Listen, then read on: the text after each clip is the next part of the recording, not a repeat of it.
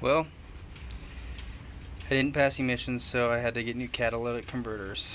And I thought I would do it myself, and I decided that that was insane. So, obviously, all of this is corroded, and I had to take a sawzall, hack this off. That back there's the, I think it's a,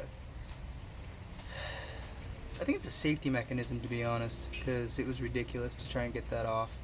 So I'm just getting rid of it all. And I bought these cats off eBay because originals are $800 a piece, and you have two on this awesome rig. So I'm gonna bolt this up, and I'm gonna go and try and pass emissions. So that's what it looks like. They are bolt on if you can get them off, and the inside of these are nasty.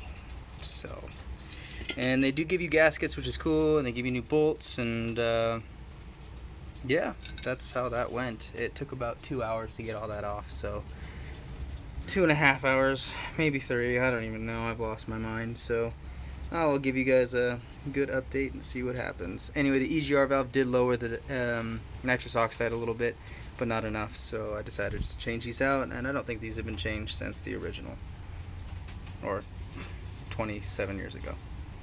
Alright guys, much love.